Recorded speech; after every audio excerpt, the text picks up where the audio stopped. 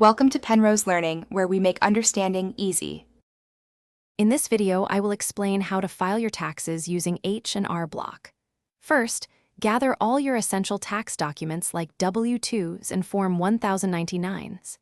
Next, decide which H&R Block filing method suits your needs best, whether online or with a tax pro. Then, create an account or simply log in to begin your tax journey.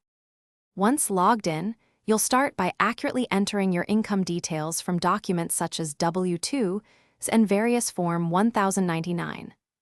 Don't forget to report any eligible deductions and credits. These can significantly reduce your tax liability.